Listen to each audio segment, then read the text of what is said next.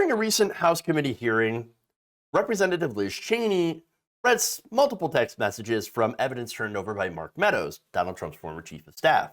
Now, those texts, of course, included Fox News hosts and other Trump allies begging him to take action to call off the Capitol rioters who were storming the Capitol building on January 6th. So now it's important to note that Trump, when this was happening, did absolutely nothing. He just sat back and grabbed some popcorn, maybe some hamburgers and some Diet Coke, and just sat there and watched with glee as they tried to take over to try to put him back into power. Now, we also know that Trump, when finally addressing the rioters, was clear that they weren't going to overturn the election. When it was clear, I should say, he had to redo multiple takes. In fact, this is from Jonathan Karl's book that was released earlier this year. At first, Trump, who reportedly boasted about the crowd size, pushed back against the members of his team who wanted him to put a halt to the rioting. And even when he relented and agreed to film the video, Trump reportedly had to go through several takes before he actually stuck to the script. An aide present for the recording told Karl, in earlier versions, Trump never actually told the crowd to disperse. He eventually did in the final version. That's, of course, where the one where Trump had told the rioters, "We love you, very special, go home in peace." Now, while that whole thing was going down, Mark Meadows was getting pelted with texts from everybody, including Donald Trump Jr., who was frantically texting Mark Meadows. In fact, here's Liz Cheney reading that. As the violence continued, one of the president's sons texted Mr. Meadows, quote, "He's got to condemn this shit ASAP. The Capitol Police tweet is not enough," Donald Trump Jr. texted. Meadows responded, quote, "I'm pushing it hard. I agree." Still, President Trump did not immediately act. Donald Trump Jr. texted again and again, urging action by the president. Quote, "We need an Oval Office address. He has to lead now. It has gone too far and gotten out of hand," end quote. But hours passed without necessary action by the president. All right, so two things here about these texts. Number one, why did he not just send the text directly to his dad?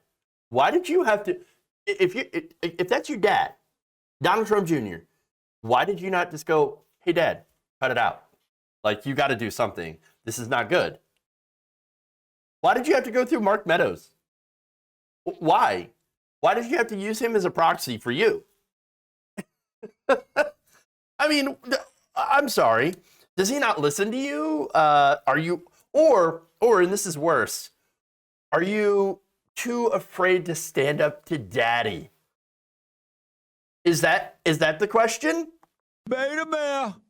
Are you a beta? Huh? Are you a sad little bitch that cannot stand up to Daddy? Beta male. Come on. That's disastrous.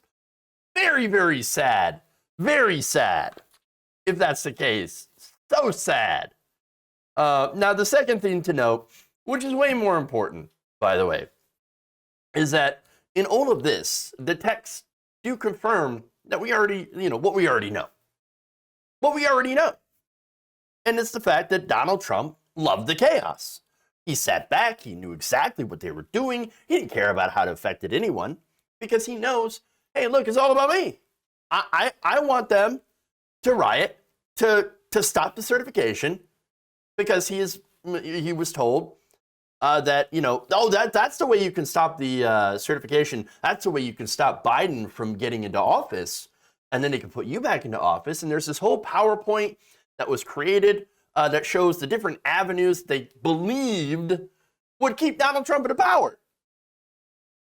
That's what he wanted. And so he wasn't at all interested.